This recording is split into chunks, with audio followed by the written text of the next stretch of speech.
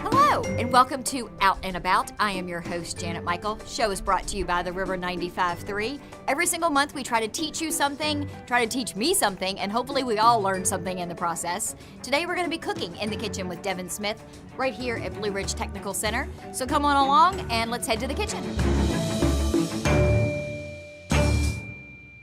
All right, we are now in the kitchen with Devin Smith at Blue Ridge Technical Center. I'm very excited because I think he might actually be able to teach me how to cook or how to pretend like I know how I cook.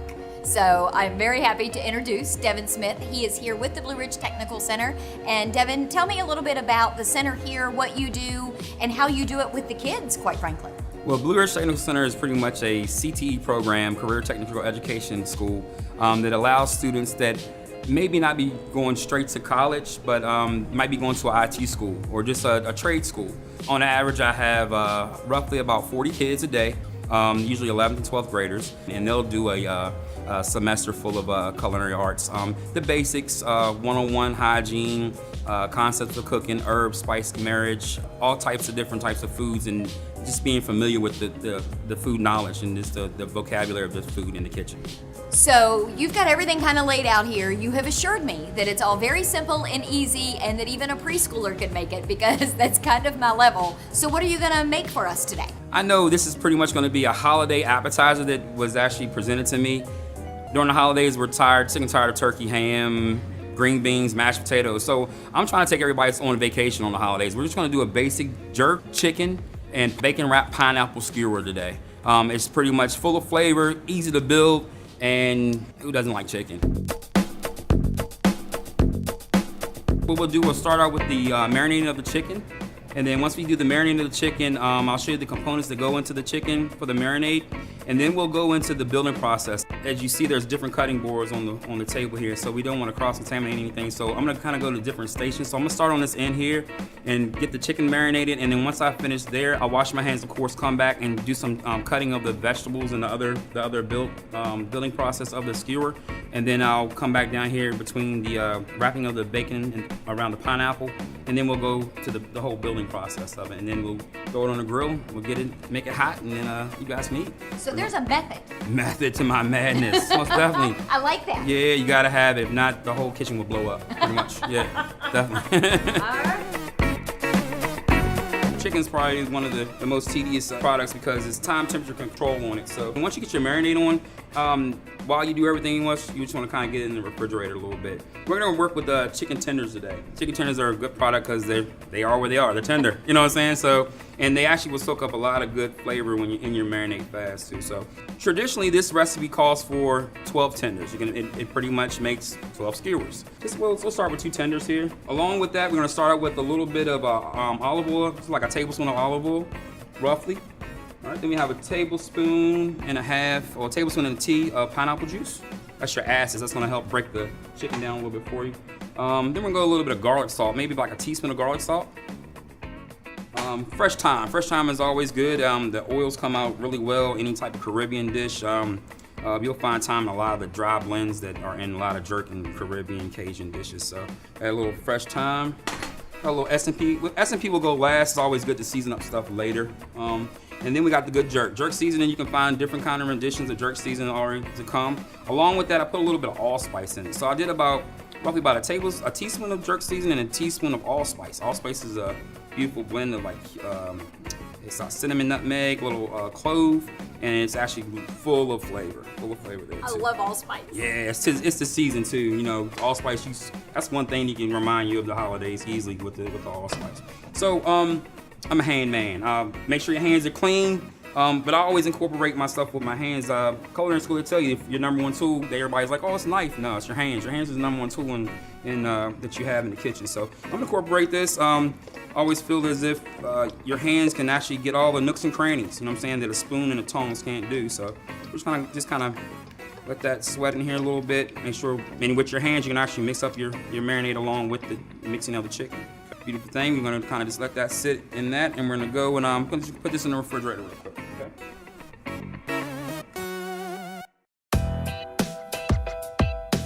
So putting the marinade in the refrigerator, does that serve like a master purpose? I've never heard of actually putting it in the fridge first. Why do I do that and for how long? Well, the best part is for safety reasons when you're dealing with chicken anyway. Chicken is a time and temperature control product.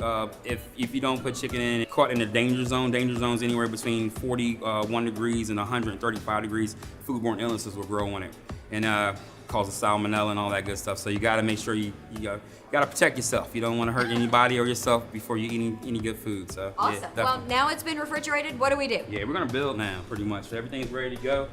Always start with the skewer to be wet. I would always soak my skewer probably for a couple hours. Main reason for that, when we get ready we're gonna go to the grill with it today. So your stick won't burn up pretty much. It won't turn into like, you won't have a campfire on the stove. So always let's soak my skewers a little bit, and just normal water is fine. And then we'll go with the building process. First and foremost, we're gonna chop up a few vegetables here. We have red onion, we also have green peppers, and then we have pineapple. And the pineapple is gonna be wrapped in bacon. It's pretty much gonna give you, I call it the peanut butter and jelly effect. When you have the sweet and the savory. I always say if you have a dish that has your mouth tasting like savory, sweet, umami, and then back to bitters, it's an awesome ride. And so this is gonna help with that effect pretty much by the bacon wrapped in the pineapple. What we'll do, we'll chop up a little bit of pepper. Large to medium dice is usually the best cut for this. I teach my students, I always say, pepper's a house. Okay, with the pepper, it has 4 walls in the basement. Okay, for instance, this is one of our walls. So I'm just gonna take the wall off, and then pretty much your basement. And then we'll just kind of use this piece here. And to get large dice, medium to large dice, you can cut that portion of the wall in half, and then cut it into 6 pieces. Okay, there's a nice even pieces for you, and it kind of matches up with your onion and everything. As far as your size is concerned, I'll give you the same concept to cut with your onion, and then there you go. You have your already segment pieces ready to go on your skewer. That's that size, all uniform sizes. And the best part about uniform size is everything cooks evenly.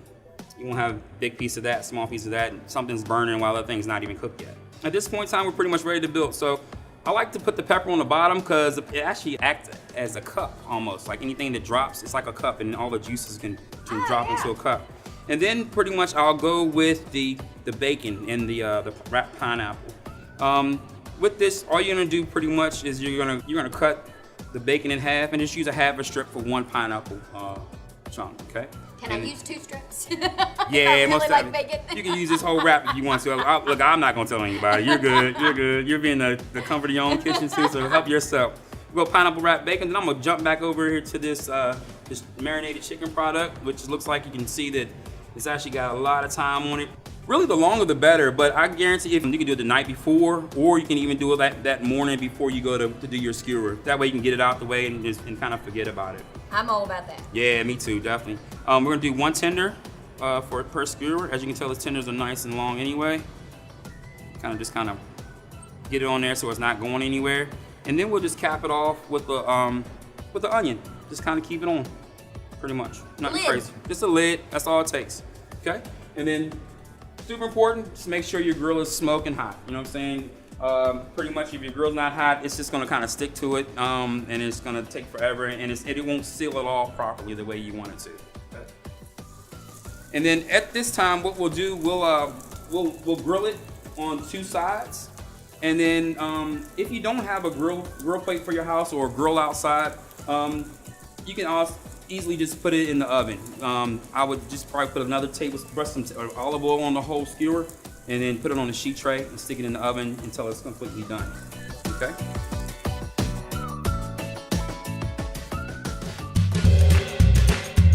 For now, we pulled the skewers out of the oven. They cook to temp. Usually, if you have a thermometer home, just make sure the chicken is 165 degrees. Make sure the chicken's internal temperature is cooked properly. And then we're gonna bless it with this awesome sauce that my kids here in our culinary class, we're getting ready to start a cafe in our classroom. The name of the cafe is One Love Cafe, and this is our signature sauce, which is the love sauce. And I can't guarantee you're gonna fall in love, but you might wanna give it a call it up later on, because I think you might want to keep in contact with that sauce, definitely. And you know where to come to get it. That's the best part about it. So all we're gonna do, we're gonna just pretty much, as it comes out, we're gonna brush the sauce on the skewers itself. It's a nice thick, sticky sauce. I'm not gonna give you the ingredients today. That's for the next time, you guys. That's for the next episode. So that's the way I get you back, pretty much. I'm just gonna kind of dress it up a little bit. Add a little love. So it doesn't take a whole lot because the sauce is thick. And as you can tell, the chicken is actually already hot, so it's gonna kind of melt. As you can tell, it's melting right on top of it anyway. And you're gonna dress it up just a little bit, give it a little love, and then I want you guys to eat. Let you guys, go ahead and taste it, see what you think about it, pretty much.